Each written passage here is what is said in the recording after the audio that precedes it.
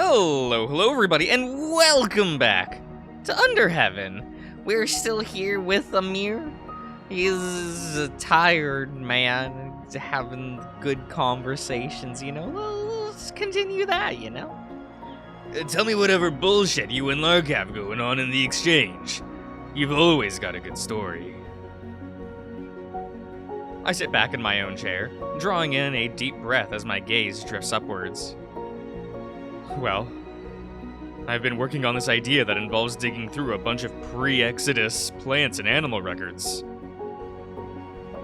We talk for a while, slow and steady. No, low and steady, not slow. I don't keep track of the time. Still, I can feel it past, and tonight, that's another small thing I savor.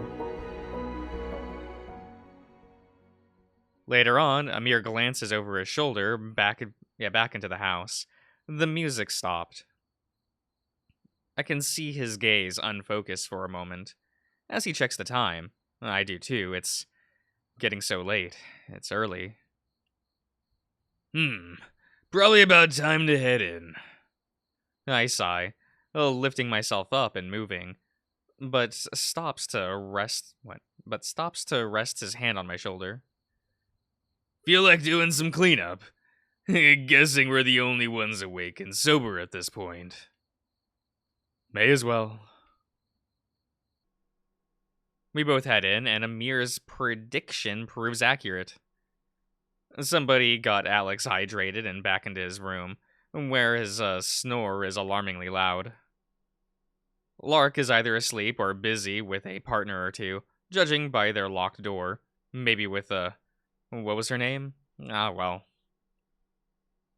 The house isn't as bad as it could be, honestly. There's a bit of residual stickiness from the spilled drinks in the kitchen that take a little elbow grease. Otherwise, it's just a good amount of stray plates and glasses.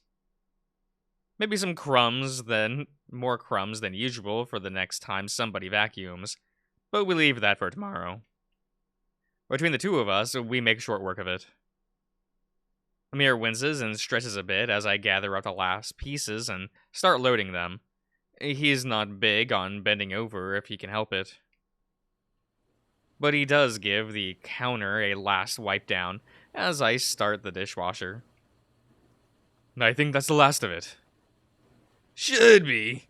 Everything that can't wait anyway. We head back up towards our bedrooms, trying not to move too loudly past Lark and Alex's rooms.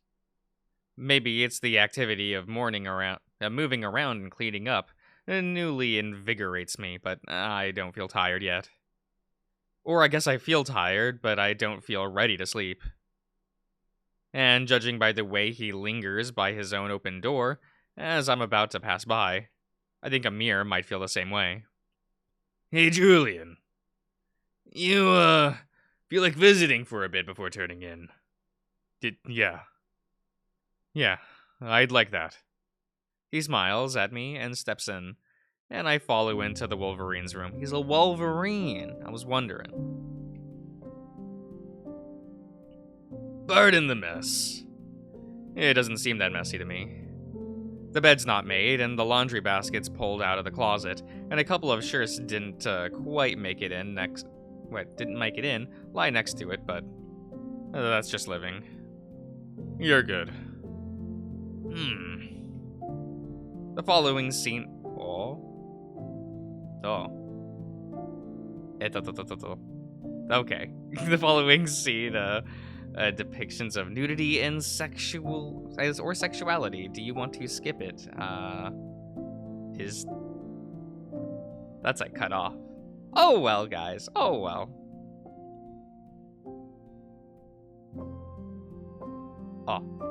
Well, this makes things easier for me.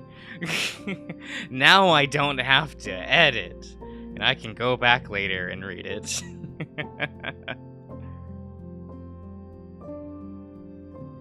His quiet chuckle follows me as I dart out, keeping my steps light and doing my best to carefully close the door behind me without a sound. As silly as it is, there's something transgressive and freeing in a short dash to my room. I open and shut my door with the same quick care. My clothes land carelessly into the laundry. I'll deal with everything else tomorrow. I roll over onto my bed, too overstimulated and overheated to want to crawl under the covers just yet. The warm, companionable, okay, a glow of the whole evening settles with somewhere in me, where I try to hold it close to me and never let it leave. The day flashes through me, all the frustration and stress and terror, and pain and solitude and friendship and pleasure, all mingle together, indistinguishable. My mind won't settle, and I think on it all, on Lark's thoughtful, focused questioning of me, of everything, on Alex's simple joy of living, on Amir, rough and dependable and so terribly resigned, and on Derek, loved by Amir, missing now, missed by him. My wandering mind returns to Lark's question in the exchange. My frustration with my own art, the tinkering and manipulation of it without quite finding the purpose, still itches at me. And what would I do if I won the lottery anyway? Tiredness weighs my limbs against the bedspread. Nothing that I feel or think can find the shape of an answer. Whatever the real question is, the one I'm silently asking myself. I don't know the question. I don't have an answer. I have only a wish. Please, let this place, these people, let everything and everyone here that is so dear to me, let them be safe. Let them be well. Half in my dreams, the wish raises from me, lifting from our small house to drift and linger amid the false stars. My eyes are closed before I can see whether it will be granted. The next few days are uneventful. Work, mercifully, has calmed down a bit by the time I get back. I'm only on 4 drones today, pretty much all sanitation. I can take my time. That gives me enough spare bandwidth to sideload an audiobook. It's a fantasy novel, following the dog raised in a kingdom of wolves, who's in the process of becoming a knight, right up until when she... Huh? Weird. Shouldn't have been a power issue or anything. The drone had a decent amount of charge left. Russell, one of the drones just dropped out. One of the smaller ones, a detailed scrubber. It was on, let's see, on... What is this? Eustace? Eustace? Eustace? Is that how that's pronounced? Is that word? Is this what it is? A street? That's right near my place. Julian, I warned you about running the drones for too long on low power. Christ. Take a look at the logs. I don't think that was it. Anyways, I'll get a ticket in with the maintenance and retrieval. Wait. Let's not bother them with if they aren't if we don't need to. Did you say it was near where you live? I have a bad feeling about this. Yeah, like a block away. But repair isn't really my... And it was a detail scrubber, right? Big guy like you. You could carry that easy.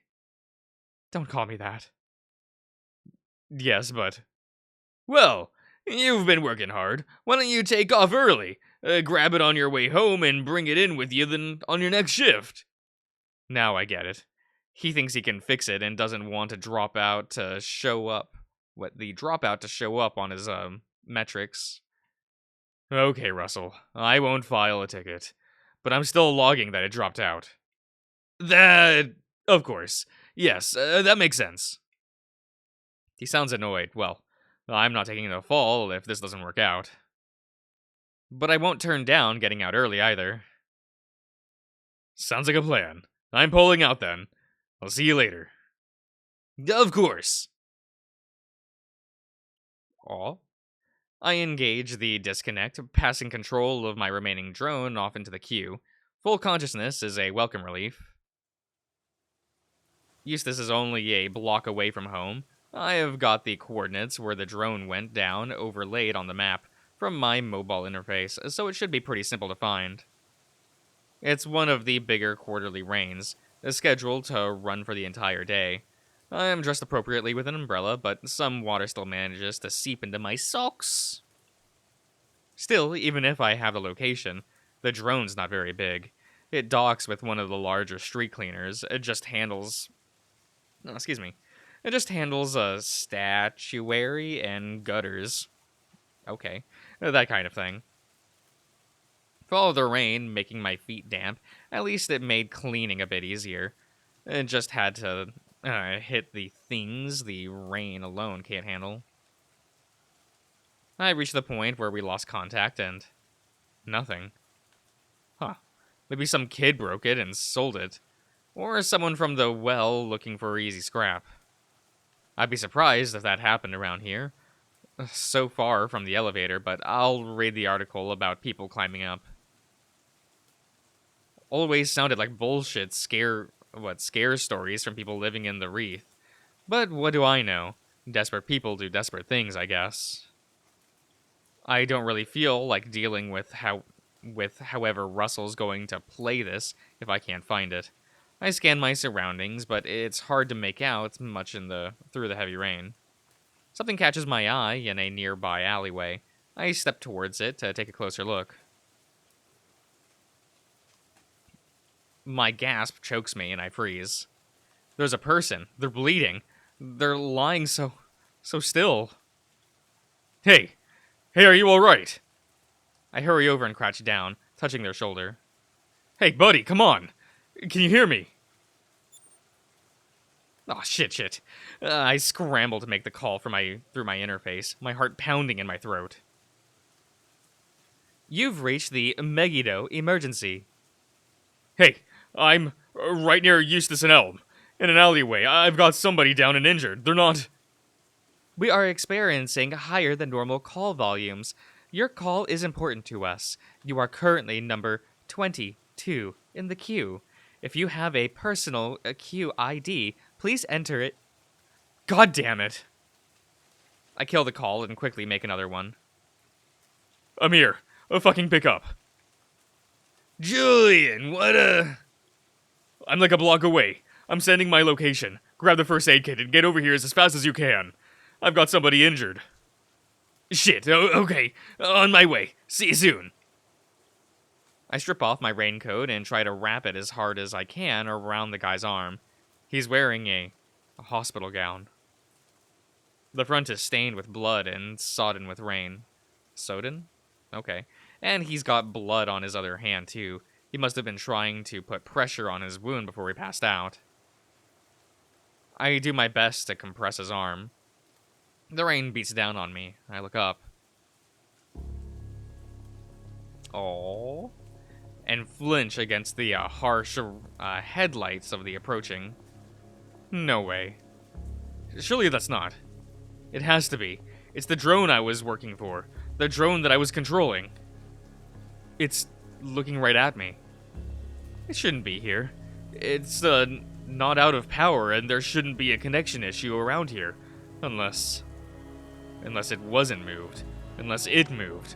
Under its own power, while I was supposed to be controlling it. That's not possible.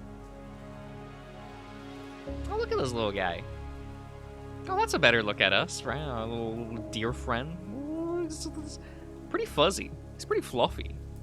That's kind of nice. Just as soon as that thought occurs in me, it shuts down.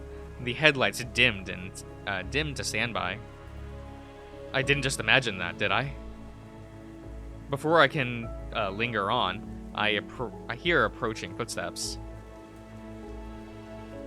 Julian, where's... What the fuck? Don't just stand there. Where's the injury? It's in the arm here. I try to wrap it. Amir and Lark hurry close and kneel. Lark opens the first aid kit and Amir gently unwraps my coat and winces at the damage. God. Did somebody go after him with their teeth? He's in for some ugly scars. Let me just see if I can clear it. Are we supposed to move him? Did you call emergency? I tried, but they put me on hold. Well, what if whoever did this is still around? We need to call the police. And I'm sure they'll be of great help in shooting his arm back together. Amir, hold him steady, Julian. Hold him steady. Julian, I need you to help me with the skin. What?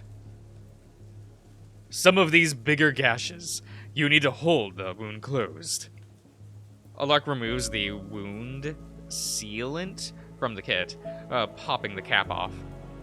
Right, shit. I draw closer to the stranger, a wolf, and take his arm into my hand, sorry. I don't know how to tell how serious the injury is. There's so much blood, and something, Julian! Julian, if you can't do it, then step back.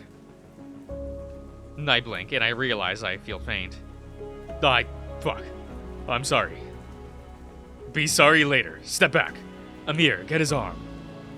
I shuffle back ashamedly, letting the two men tend to the stranger while Alex keeps lookout and paces nervously.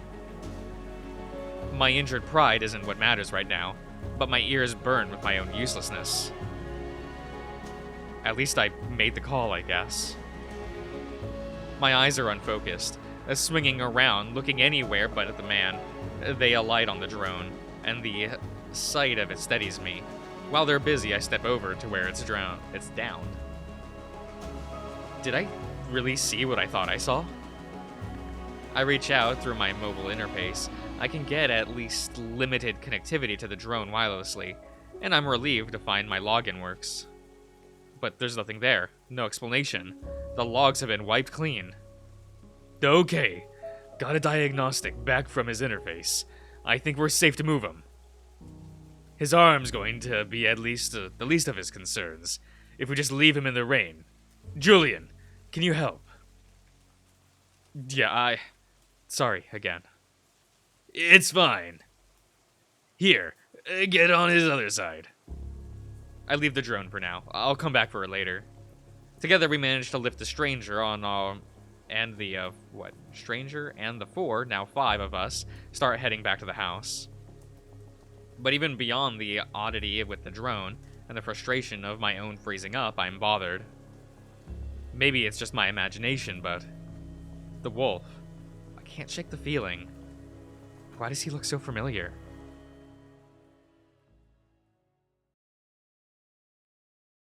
You've reached the end of the current build. Oh, okay. Thanks for playing. Thanks for making it. Always excited to try out new projects. Well, there we go, guys. There are some credits. You know what to do. Follow them and shit. Tell them they did a great job or something. It's been a long journey getting this build across the finish line, but there's more to come. Chapter 2 is actively in development, and will hopefully be in your hands soon. If you enjoyed your time with the game, we'd be very grateful if you could leave a review on our itch page. We'll be reading them all, and we're excited to hear your thoughts. If you'd like to keep up with the development updates or support the project further, you can find us on Blue Sky and Patreon, where we'll hopefully be posting our first development update and behind-the-scenes content soon. You can also join the community on Discord. That's all for now. See you around. Okay. That was great. I quite enjoyed this. The production was great. The music was phenomenal. Definitely enjoyed some of that. What am I trying is... Oh, I do like this main menu. It's very nice. A nice lead-in. Really helps set the tone. Real big fan of that shit. We get to see our dear friend, Julian. Excited to see this pupper next time. I'm assuming we'll be able to properly meet this pupper in the next build. But yeah, I don't want to hold you guys here for too long, so I should be ending the part. I guess I'll see you guys when the next build comes out. But until then, I'll see you guys around.